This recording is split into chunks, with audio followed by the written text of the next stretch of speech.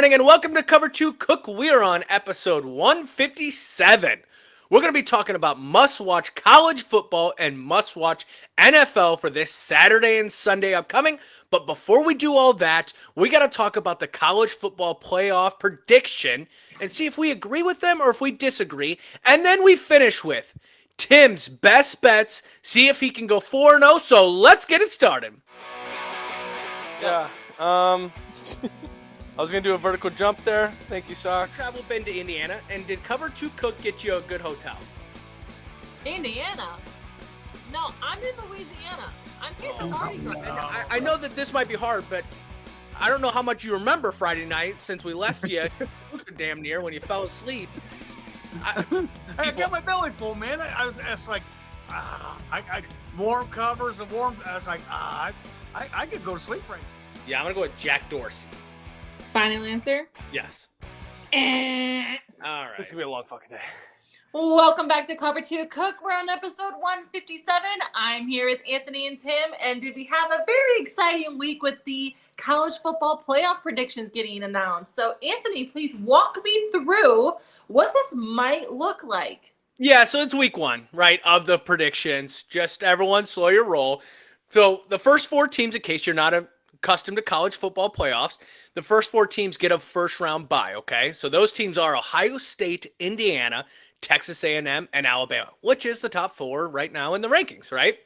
And then it goes Oregon versus Texas Tech, Notre Dame versus BYU, Memphis versus Georgia, and Virginia versus Ole Miss. Now, those teams, if they would win, they would go play those ones that got the first-round bye. Again, we're going to be talking about BYU and Texas Tech playing each other this weekend. And then they actually go and play each other, possibly in a conference championship. Two Big 12 teams, don't see that happening. Again, it's just a prediction in the beginning. And then the other team that I was surprised about is Memphis. Mr. Tim Cook, can you name what Memphis is ranked right now? 22. They are not even in the top 25. So, again, these are just predictions. Not even in the top 25. I think that's hilarious that they threw them in there. I know that there's that at large bids and things like that. But Memphis, you can't find 25, 24. You can't find someone in there to get it to. I think this is all this is leading to, and just by this alone, top 12 teams. Top 12. I don't care if you win conference. I don't care if you don't win conference. The top 12 teams, that is what makes it, what's going to make it interesting. It's also what makes college basketball fun, too. But what do you think about this, Mr. Tim Cook? I love it for Notre Dame. Yep. Okay, let's say it stays status quo. Play a BYU team. You know, you'll have to go on the road for that one. Whatever. I think they could beat them there. Then they go to Indiana, at Indiana. Love that. And then you get a rematch of possibly Texas A&M in the semifinals. You don't even see Ohio State at all until the championship. I love that draw that Notre Dame got right now. Now, let's say that it's going to stay that way. More than likely, if they win out, they're going to move up. They will move up, and they may end up moving to that top bracket where Ohio State is at. But I looked at that and went, well, I think the committee got it right off the bat. And I love the draw that Notre Dame got. I really do. Yeah, and I will say this. You give us Texas A&M again, I think we win. I think we win that one. And that was at home, which should have won. But I think you play a neutral site, Notre Dame wins that one. Because the difference between Texas A&M and Notre Dame, we've been there. We've done it. You guys haven't. And honestly, outside of this little category, really, you don't see Texas, which I think Texas is going to make a run at the end. You don't see a USC or something like that could make a run from the Big Ten. I just, like, when you look at last year's, Ohio State and Notre Dame could still make a run for each other at the national championship. Right. I don't really love it as a Notre Dame fan because Ohio State, but Ohio State hasn't played anyone. I read a stat real quick before we get into our must-watch that the bottom third of the Big Ten is like 2-13. The bottom third of I think we are seeing the separation of the Big Ten, of the good teams, and the average teams. I will say, after watching this year so far, if the year ended today, the SEC is the best conference. Oh, yeah. But I will tell you right now, Notre Dame has to put themselves up there as one of the best teams that is without a conference, because I think they could beat any ACC team. I think they can beat any Big 12 team. And I think they can play with the Big Tens and the SECs. We've seen that as of last year. So, What kind of catches me by surprise is like we haven't talked about Virginia or Memphis. I mean, with them not even being in the top 25, that makes sense. But like I feel like with the common teams we'd be talking about, those are the teams I would be seeing on this playoff prediction. So it's just surprising to see like a Virginia pop in there. I don't even think they'll win the ACC. Like, I don't think they will get in. I think when you still look at it, I think Georgia Tech's still better. I think even though Miami's got 2 losses and they're out on the outside looking in, I think they're better than Virginia is. But that ACC scares me because that's the ones that could get these at large. They gave 2 Big 12 in this one, and that was like, okay, that probably won't work out that way. But if ACC can find a way to grab 2 of these, that puts Notre Dame kind of in a tough spot. But if you win Notre Dame, you're fine. Yep. That's interesting. And I remember last episode you were talking about Louisville being the sneaky one that could be in here. Yeah. Yeah. Can I ask tell me again who Oregon plays? Oregon would play Texas Tech. God, I would love that. The over-under on that, baby, has got to be 75. Yeah. 80. That would be a shootout. That would be so awesome to see that. And that would be at Texas Tech, wouldn't it? Yep. Yeah. I think that another game that stand out in that first round, that would be so up and down and up and down. Yeah. Well, and we'll talk about, because Oregon's going to be one of my must-watch games too. But yeah, because I think we'll find out who they really are. Okay. All right. Well, thank you for that, Anthony. Let us move down to the must-watch games this weekend. It seems like, these games, if they didn't matter before, they really matter now. You got to make sure the spotlight's on you in a good way. So, Tim, why don't you take me into your first must-watch game? First must watch, BYU and Texas Tech. For BYU, they need Bo Bachmeyer, if I'm saying that right, and LJ Martin to come in ready to play. 2 weeks ago against Iowa State, LJ Martin went down, and it was Parker Kingston that stood up. BYU will need a big defensive turnover or something on special teams that can flip this game. They've got to against Texas Tech because they have a very awesome offensive attack and use the momentum to get the win. For Texas Tech, contain Bear Brockmeyer, stop his run again, make him throw the ball down the field. That's what he specializes is his running attack. Make him beat you with his arm. I like Texas Tech in this game. Okay. Yeah, this will definitely be a good one because we were just talking about this in the predictions. So this one could be a make or break for sure. I, however, am leaning towards BYU here. Anthony, what's the deciding factor? Yeah, honestly, I was surprised you even said it before I did because I figured you wanted 2 people's senses when it comes to this game. Yeah, I like Texas Tech in this game. I think there was an article that came out on Yahoo. I wasn't able to read it. It was talking about all the NIL money that came into Texas Tech and how they overnight became very good of a program. I agree. I think they play very well. I think the offense for them. I also think when you look at BYU, like they beat Utah, and Utah looks like they've been good. But like when you're not playing the cream of the crop of the college football, you can look good sometimes. And I know that could be hysterical as I have a Notre Dame flag behind me. But I do think that Texas Tech is for real. I think they will make the college football playoffs with their talent. And I think they show it this upcoming week. Because, final thing is, every week matters now about your game film.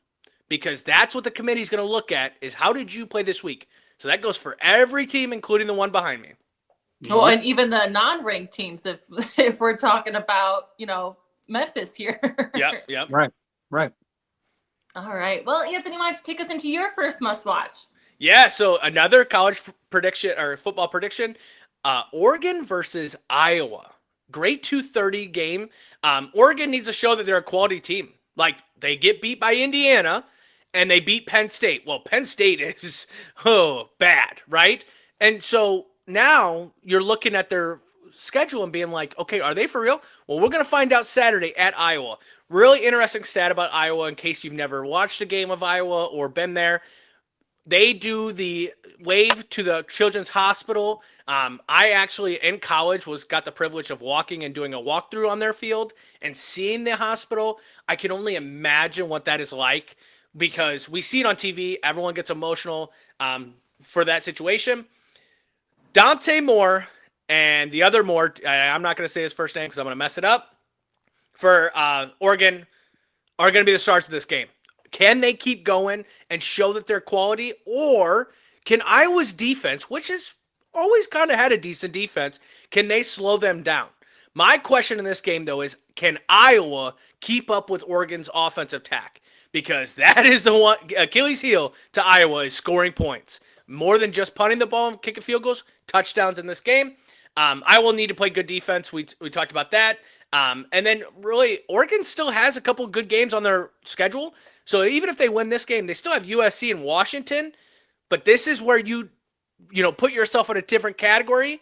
If you win this game by get good wins against USC and Washington, then we're not even talking about whether you should be or you're definitely in. But I think they'll get a road test here. I like Iowa. I don't know why. I think something is going to happen at home where I think Iowa just stays close and they find a way to win it at the end. I like Iowa. Wow, that surprised me for sure. Tim, what do you think about this game? Do you agree with him? No, I don't. I think Oregon runs away from them. I think that with Dante Moore and the other kid, I think they blow past them. I could see like a 50 burger for Oregon. Ooh. I guess I'm curious what Oregon's going to wear. Yeah. Who cares who wins? What are they going to wear? Yeah. But I'm likely going to pick Oregon here. But I do have a soft spot for Iowa. Yeah. Okay, Tim, well, take us into your second must-watch game. Georgia, Mississippi State. Georgia, can their running backs, as Mississippi State run defense is ranked 15th in the SEC, and they're giving up like 162 yards per game. I think there are 18 teams in there, and they're ranked 16th. Mississippi State's not good. For Mississippi State, can quarterback Blake Sharpen get into the secondary of Georgia, which Georgia's secondary is not very good. It struggles. They've given up 215 yards of passing per game. It may come down to the kicking. Peyton Woodring is 10 for 11 in field goals, 2 from 50, while Mississippi State's Kyle Ferry is 9 of 12, but 2 from 50 as well.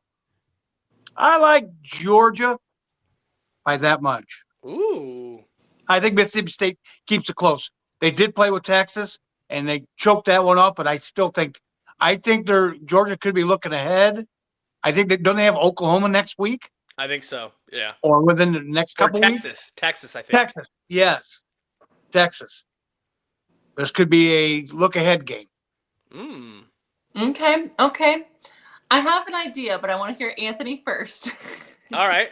So my message to this game is, Brandon Walker, keep your ass away from the goddamn stadium, okay? Because I think Mississippi State has a chance to win this game against Georgia. They did. They played a great game against Texas. Obviously, not the great fourth quarter that you needed to win that game. And I don't know why, but I'm just not a believer in Georgia. Maybe because Notre Dame beat them last year or whatever it is. But I just don't think they're that Georgia that we remember. That Georgia of, oh my gosh, they have all this dominance. I don't think they have it. I think Mississippi State at home is a scary team as well. All those cowbells and things like that. But Brandon Walker, keep your ass away from the field and keep your ass away from the stadium so that your team can win. Do not go there. Wow, yeah. You know what? Let's go upset Central. I like Mississippi State winning this game at home. That's very interesting, and I think I'm going to shock you because I do like Georgia, but for some reason I'm feeling Mississippi State here. I feel like they have been they're just this close in so many of these big games that I think they're finally going to get that advantage and finally take it over. So I don't know. Yeah, I'm feeling the upset here. I'm feeling the cowbells. I'm going Mississippi State too. More cowbells, baby. More cowbells. Okay, Anthony, why don't you take us into your second must-watch game? Yeah, another SEC showdown. Texas A&M and Missouri. Now, we talked about Missouri against Vanderbilt a couple weeks. We were like, oh, they choked it out. Oh, they lost their starting quarterback. Now I think they have they kind of swap between two quarterbacks. They don't even really have just one. I don't know why, but everyone I'm watching, these experts talk about this game, they're saying Missouri is going to win this game. Well, this is Missouri's Super Bowl. Because in all reality, they're on the outside looking in. There's very slight chance they get in, but can they crush someone else's dream? Texas A&M, who have they played this year? Who's their quality win? Notre Dame? And it's 14 seconds left in the game you had to beat them by? Okay. Texas A&M will have to puts a lot of pressure on quarterback. So Missouri, you got to keep your quarterback upright. You got to let him get into his throwing stance. You got to be able to allow that. If Texas A&M gets after you, line of scrimmage, it also does feel like every time I talk about Texas A&M, I talk about the line of scrimmage because that coach lives and dies by it. Marcel Reed. Enough said. Marcel Reed is a great athlete. If he keeps taking steps forward, he will be a finalist in the Heisman. Maybe not this year, but in the future, he will be a first-round draft pick because he's got that Lamar Jackson-esque material where he could take off with his legs. But don't let him sit in the pocket because that boy can throw it deep. I love Marcel Reed. I hope he keeps playing that way.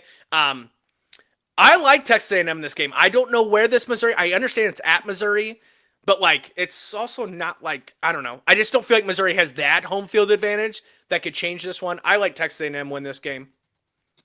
I will say I haven't watched Missouri play since that one game they lost. I cannot. Vanderbilt. Vanderbilt. Thank you. Yeah. And ever since then, I just had this bad taste in my mouth. Honestly, from the coach, I didn't think he took the loss as he should have taken it. I don't know. He just seemed very monotone. Didn't prepare the team for a game like this.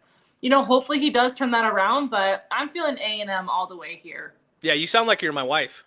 I know, right? That's exactly what I said. Yeah. Yeah. So I just kind of feel like A&M. Yeah, I feel like they've had more opportunities to win and they have capitalized on that, and I just don't necessarily feel like Mizzou has had that this year. Yeah.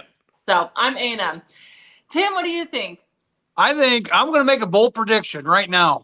Uh-oh. A&M runs the table and are in the SEC championship game this year. Wow. It's not really a bold one. It's just a prediction, but I see them. I don't think Missouri's got a shot at this, and I think Texas A&M runs the table. Who do you think they go up against in the championship? Alabama. Alabama. Well, and I'll say this too. I think Texas A&M's defense is the ones that nobody's giving the recognition for because I think they are good. I think we've given it to Oklahoma. We've given it to Texas. We've given it to all these other SEC schools. But Texas A&M can play some defense. And if they can shut down Mizzou, get the crowd out of it, Marcel Reed can do enough on his own to make sure that they shut him up as well. Yeah. Okay. Yeah. So it looks like we got some strong points here. And I'm kind of surprised we didn't have any Tim saying, I'm not going to say it. It's in my teaser later on. So I got to hear both sides. Yeah. Well, and hey, we didn't talk about Division III. So that'll be a teaser if we ever do that. Yeah. That's coming. Yeah. Stay tuned. Look out for the shout out Whitewater. Yeah. Oh. All right, well, let's move on to Sunday. We got an NFL weekend ahead of us. Anthony, what's your first must-watch on Sunday? Yeah, so we actually talked about this game, I think, 3 weeks ago as a must-watch on a Thursday night game. It's the Los Angeles Rams versus the San Francisco 49ers. Now, why? 49ers got so many injuries, and Brock Purdy may never play again. He got that big contract. He may never play again. I think the coach of the year right now is Mike Shanahan. What?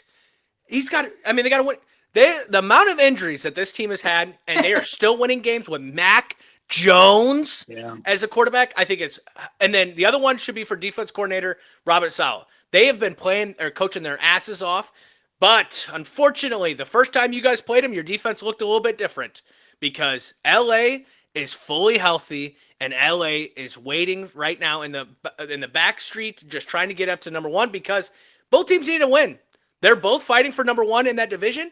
Might be the most underrated conference in this NFL because Seahawks are playing really good. You got the Rams playing good, and then 49ers are still winning games by Christian McCaffrey, I guess. Rams, so the 49ers offensive line, that's going to be the question mark in this game. They're beat up. I think the Rams' defense is going to get after the 49ers offensive line. I think every person on that offensive line is injured or fighting something, but only one was on the injury report. That is kind of a huge stat because that means there's people just, fighting through it. Well, guess what? When it comes to game time, you can fight through so much, but when you got Jared Verse on one end coming after you, good luck. I like the Rams to win this game. I think they get the redemption on it. They have to win because if the 49ers win and they tie, they won't have the tiebreaker because the 49ers will have 2 wins on them. I like the Rams to win. Interesting.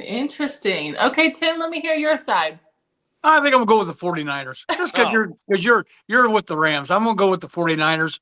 I think Purdy does eventually play down the road in the season, but I think CMC right now is one hot commodity. Yeah. If they could get him going, I think they could beat him. I really do.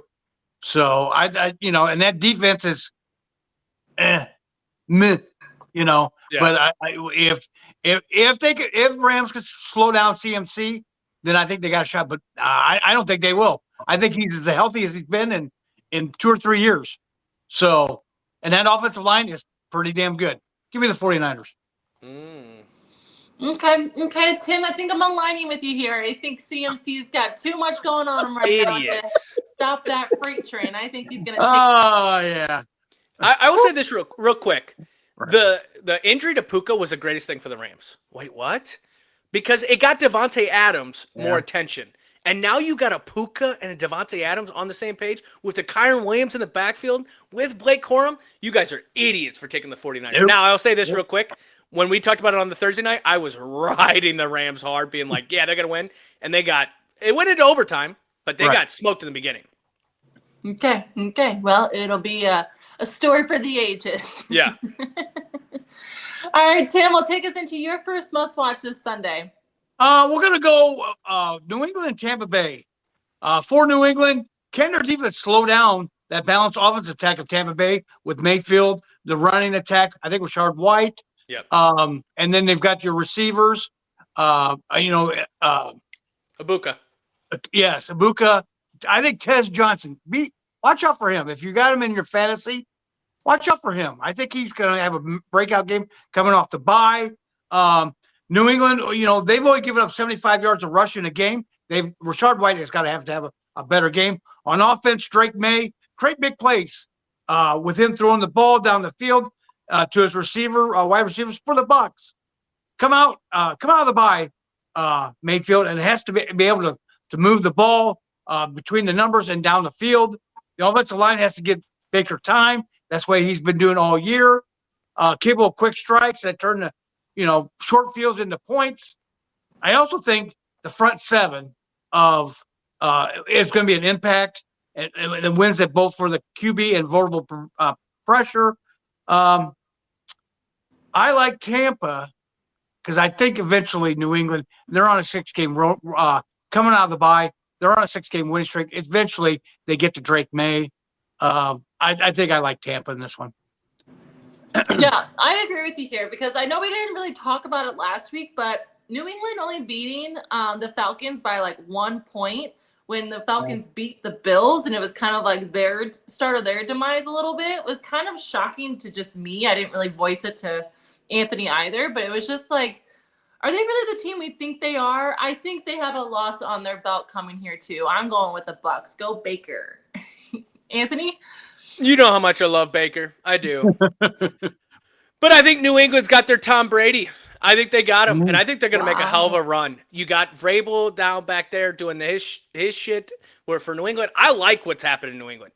They are no nonsense. It is playing the ball. Seeing that video of Stephon Diggs coming up to the offensive coordinator, I can't think of his name right now. McDaniels. Yes, and saying, like, you good? Like, we're good, right? Like, that is a different Stephon Diggs. And maybe because he's about to be, about to have a boy with Cardi B. I don't know. All that stuff. I like New England. I really do. I think Tampa Bay's injuries are just going to catch up to them.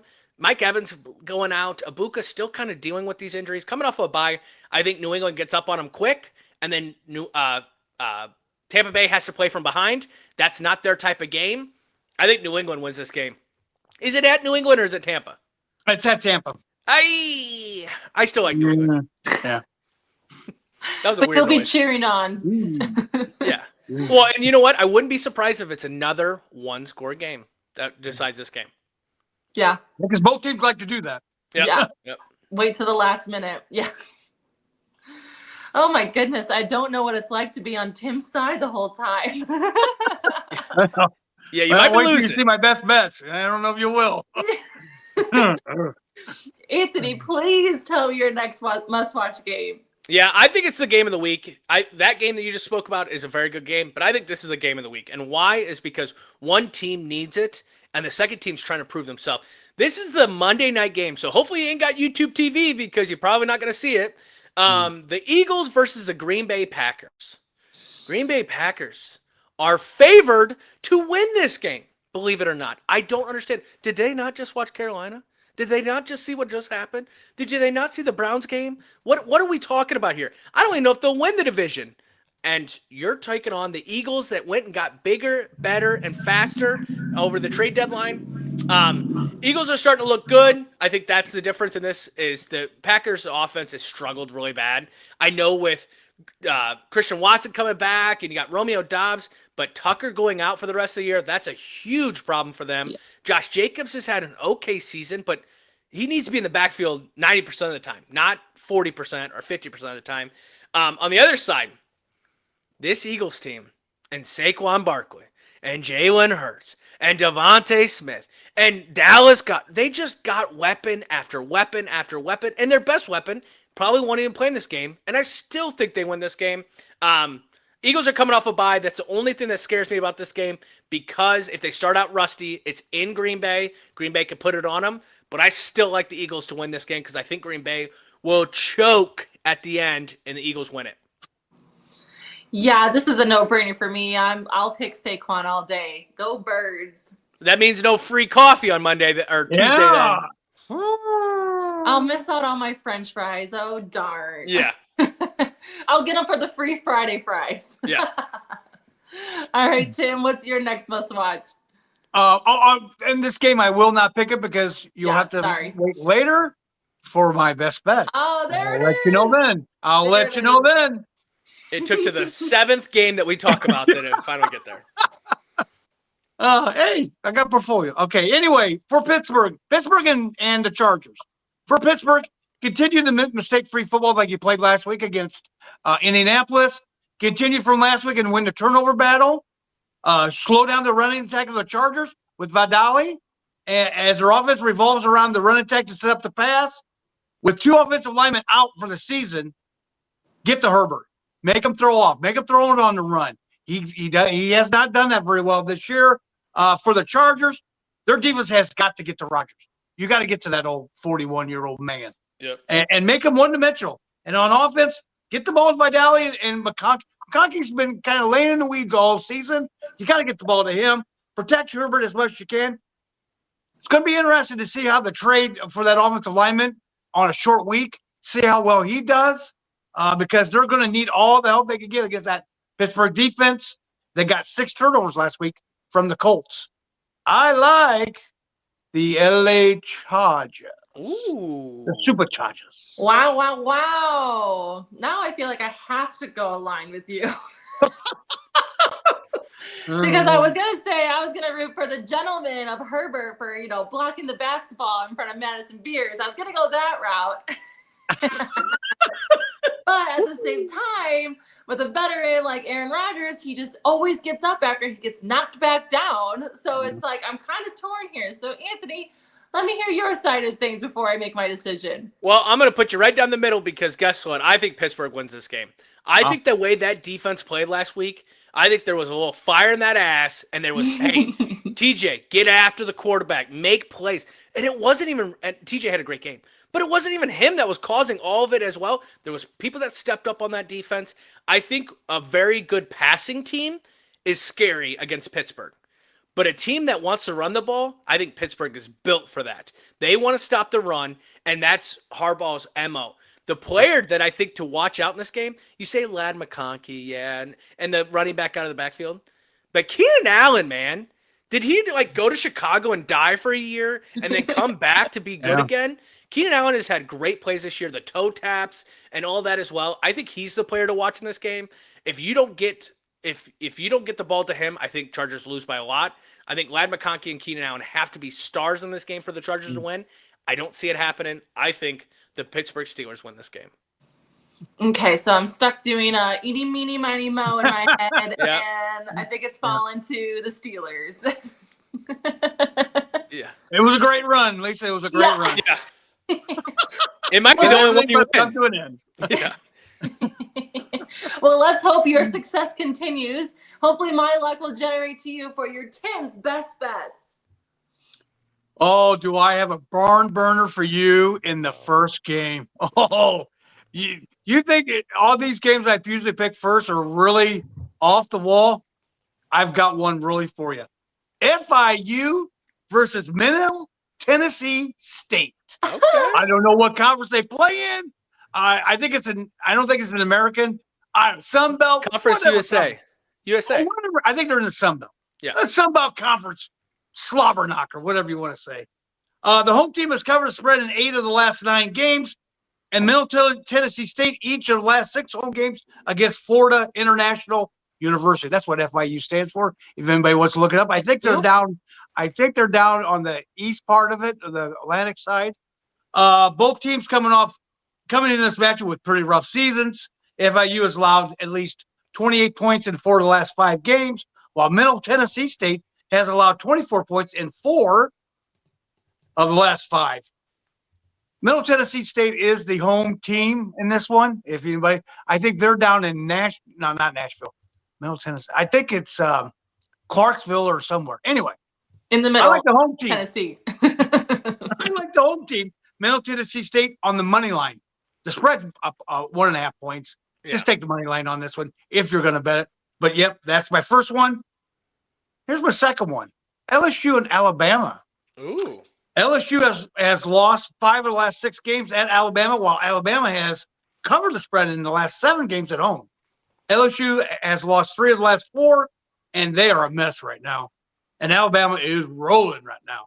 So give me Alabama, and I'll give you the 10 points. Ooh, that's a lot. That is a lot, but I think they can do it. Oh, so now we'll go to the NFL. Oh, this could be for all the marbles in the number 1 pick in the draft. Browns versus Jets. Browns have failed to cover the spread in 8 road games and underdog, and has covered the spread in 5 of the Jets' 6 games. Both teams coming into this matchup near the bottom of the NFL standings and are fighting for that number 1 pick and next year's draft. I like the Jets at home. I trust their offense more than I trust the Browns. So I'll take the Jets, and I'll give you the 2.5. Ooh. Yes. For the finale, Philadelphia and Green Bay. The Eagles have covered the spread in 7 of the last 8 Monday night games against teams with winning records, while Green Bay has won the last 6 Monday night home games. The Eagles are 4-1 in the last 5 meetings against the Packers. Both teams are 2-2 in the last 4 meetings in Green Bay. I like the Eagles coming off the bye, and they should be ready to play. So give me the Eagles, and I'm getting 2.5. Yep. I like these. I think they're good. Yeah.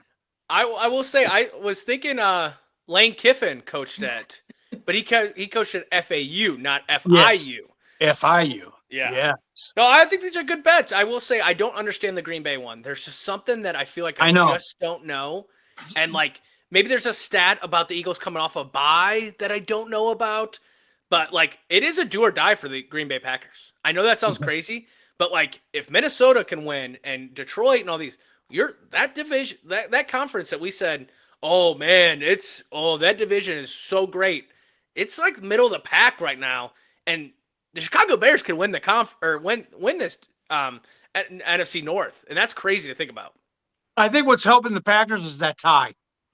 That's going to throw everybody off, and it's going to throw the percentage off, and they won't have that 1 loss or 1 win. They'll have a tie, and I think that's giving them the advantage right now. That could put them into the playoffs down the road with that tie. Yeah. Well, Minnesota's going to make it anyway, so I don't know why that matters. Well, you better talk good about them. Yeah.